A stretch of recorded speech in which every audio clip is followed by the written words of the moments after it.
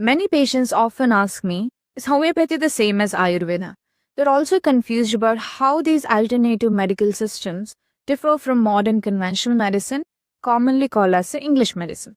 Hi, I'm Dr. Aishwarya, a registered homeopathic physician.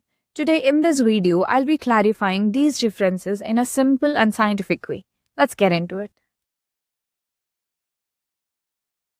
First, let's understand the principles on which these medical systems treat a patient before getting into how their medicines are prepared.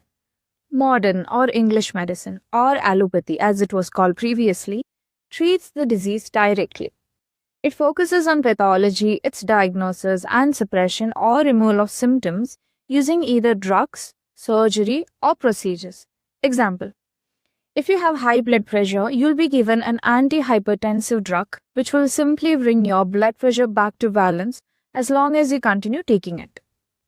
Whereas in Ayurveda, it treats your body's constitution. It is based on doshas like Vata, Pitta, Kapha, digestion, lifestyle, and balance.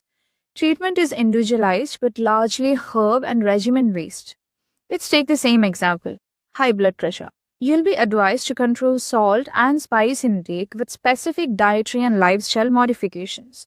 Along with this, Ayurvedic medicines are prescribed often in the form of churnas or tablets prepared from herbs like Sarpadanda, that is Rauwolfia serpentina, and Arjuna.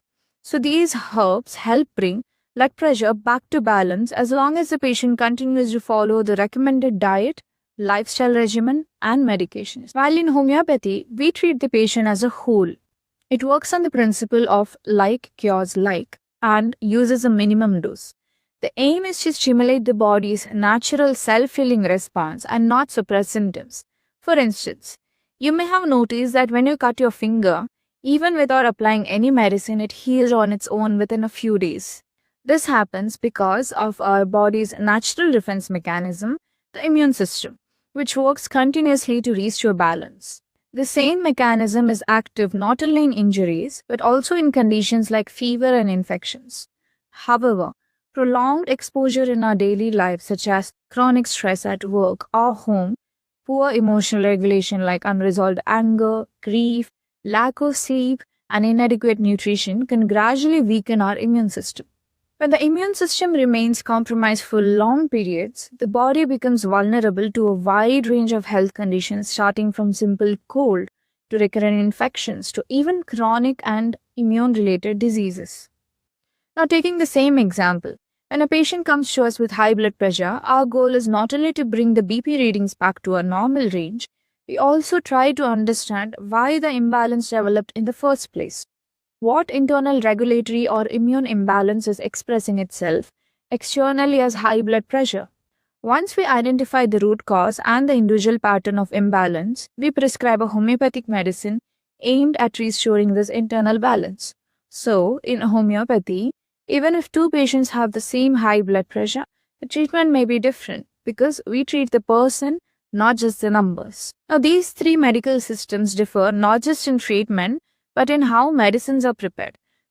Let's take modern medicine. Medicines are chemically synthesized or extracted in measurable doses.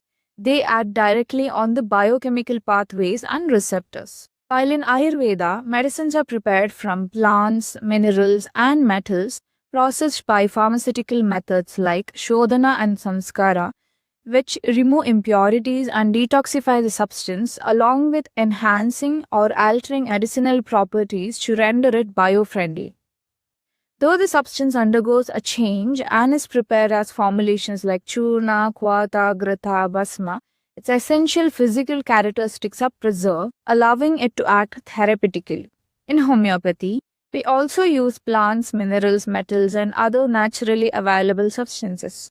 But instead of only detoxifying or enhancing their medicinal properties, we use a pharmaceutical process called potentization, which involves systemic trituration and succussion. The original physical form of the substance is gradually transformed, and what remains is its active medicinal principle. This is then taken through serial dilutions along with succussion, a process that modifies the physiochemical characteristics, enabling it to function as a regulatory or energy-based medicines. Though ultra diluted, they aim to stimulate the body's regulatory and healing response, not just chemically suppress the disease. All these three systems have different philosophies. Choosing the right system depends on the patient, the condition, and the goal of the treatment. If you found this helpful, let me know in the comments and feel free to suggest the next topic you want me to address. Thank you for watching.